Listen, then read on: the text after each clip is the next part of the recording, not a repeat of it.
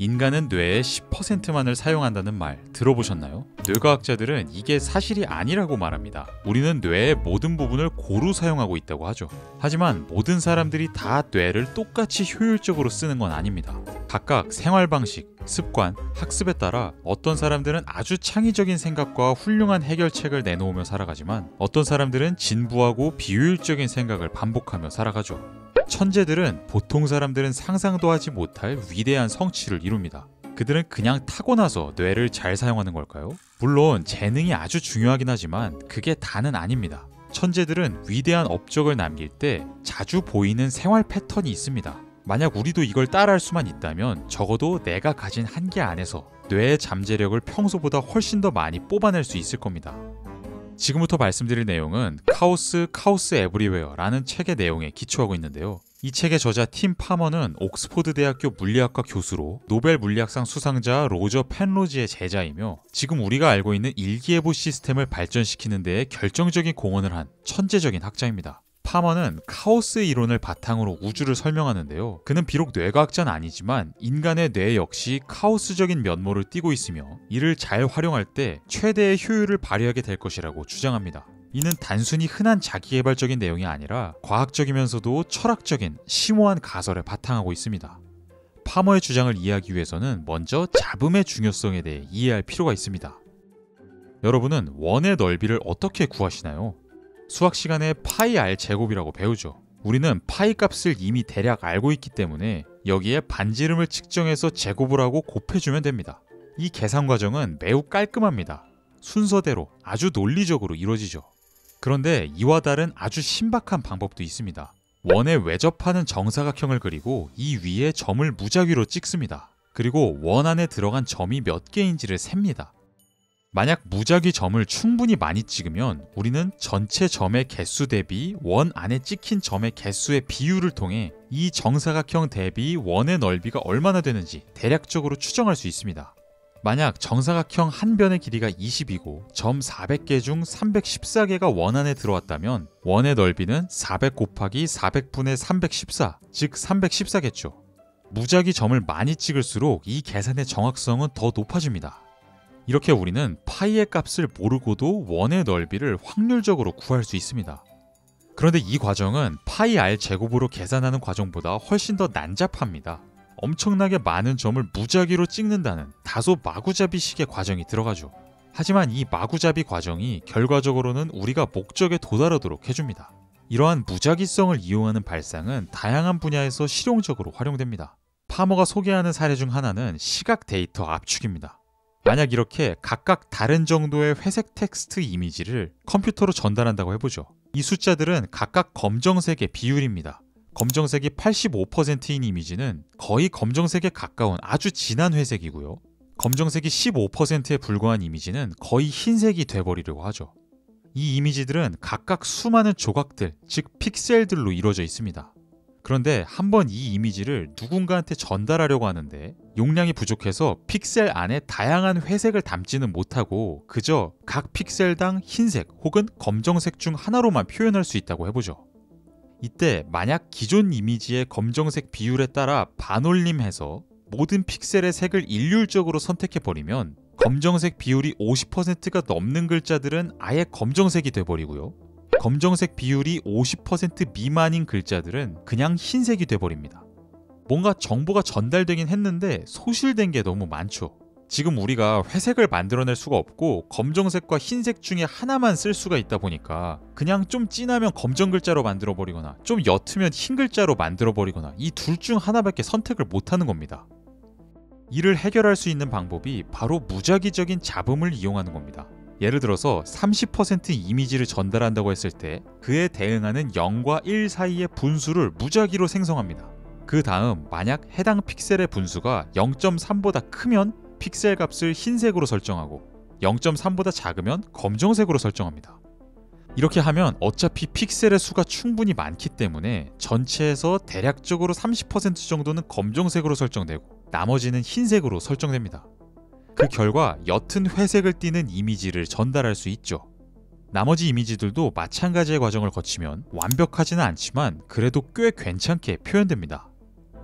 이 사례는 아주 중요한 통찰을 담고 있습니다. 만약 애초에 컴퓨터 성능이 더 좋고 에너지가 더 풍부해서 각 픽셀에 정보를 더 많이 넣을 수 있으면 픽셀마다 검정색과 흰색 비율을 적절히 섞어서 더 미세한 회색을 표현하면 되죠. 이게 당연히 제일 정확도가 높게 이미지를 표현하는 방법입니다. 하지만 현실에서는 언제나 하드웨어에 제약이 있기 마련입니다. 만약 컴퓨터로 다른 복잡한 일을 많이 처리해야 되는 나머지 지금 이 그림에 투입할 수 있는 여력이 적다면 픽셀당 검정색과 흰색 중 하나만 선택해야 할 수도 있죠. 이때 만약 일률적인 방식으로 정보를 압축해서 전달하려고 하면 모 아니면 도 중 하나만 선택하는 과정에서 정보가 상당 부분 잘려나갈 수 있습니다. 반면 잡음을 추가해서 모 아니면 도식의 깔끔한 선택이 아닌 확률적으로 난잡한 형태를 만들어주면 오히려 정보를 우리가 알아볼 수 있는 형태로 살릴 수 있습니다.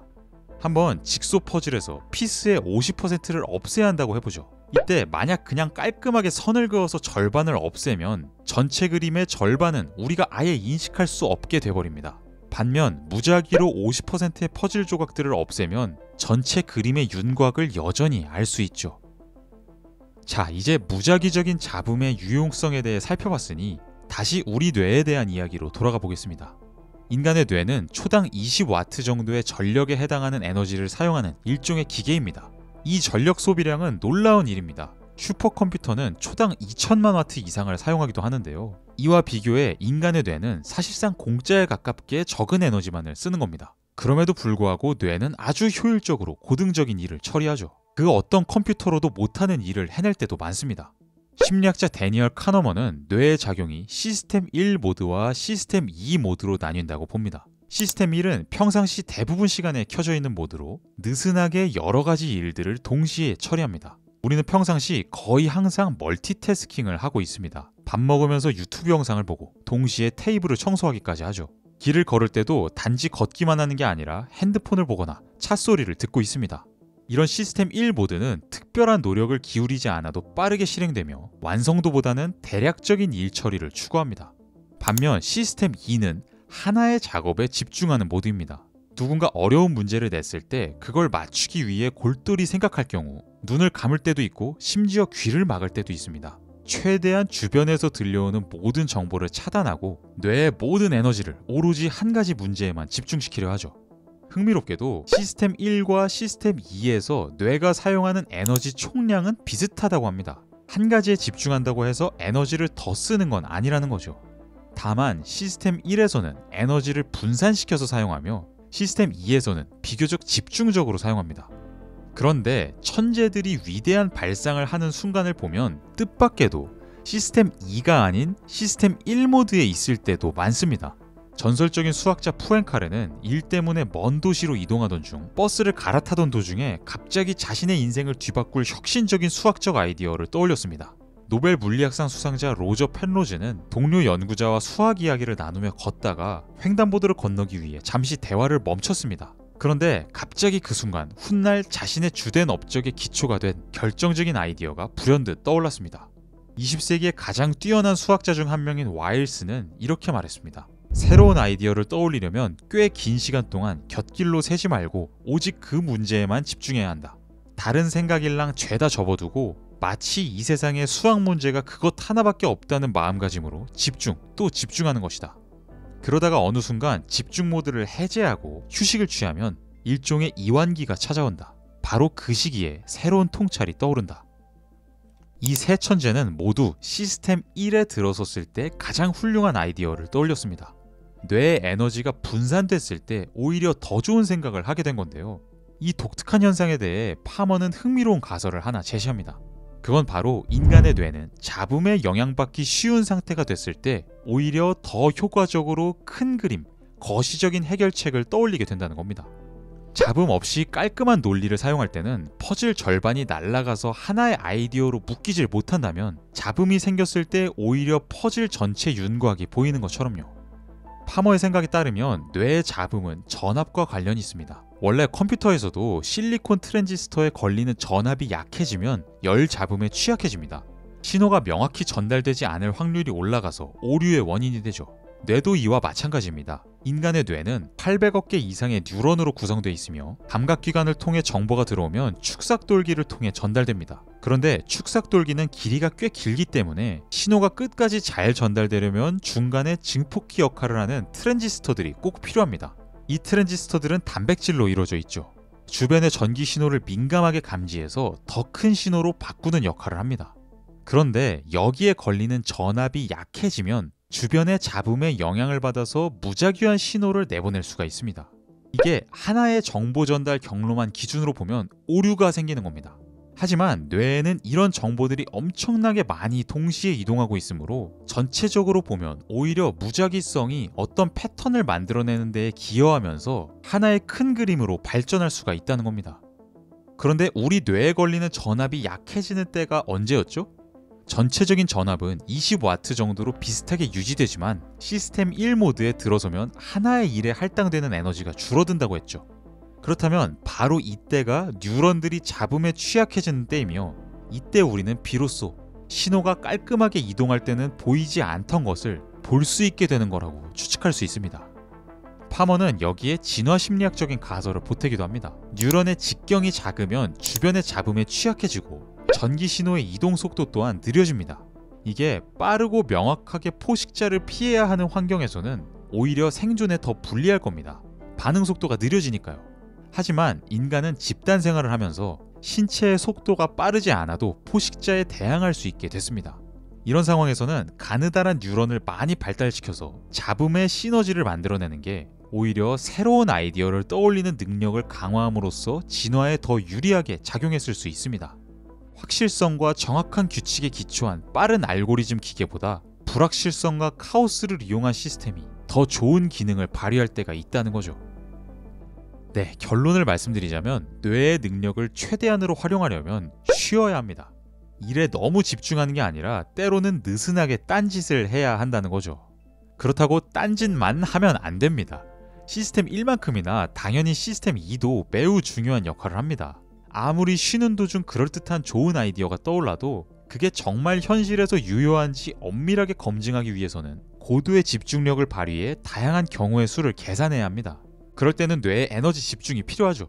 그리고 천재들의 사례를 보면 그냥 팽팽 놀다가 갑자기 좋은 아이디어가 떠오른 게 아니에요. 그보다 평상시에 엄청나게 집중해서 문제를 탐구하다가 잠깐 쉴 때 갑자기 혁신적인 그림을 떠올린 겁니다. 즉, 먼저 한 문제를 깊이 파고들면서 수많은 면모들을 논리적으로 충분히 탐구한 후에 그런 여러 시도를 통해 얻은 시행착오와 그동안 얻은 지식들이 모두 자양분이 된 상태에서 거기에 잡음 효과가 추가될 때 위대한 결과물을 얻었다는 거죠. 그러니까 괜히 이 영상 보시고 나는 많이 쉬어야겠다 라고 생각하시기보다는 먼저 열심히 노력한 후 중간중간 꼭 쉬는 시간을 충분히 가지고 그때 얻는 아이디어들을 적극적으로 활용해야겠다 라고 마음을 먹으시는 게 뇌의 잠재력을 가장 많이 발휘하시는 길일 겁니다.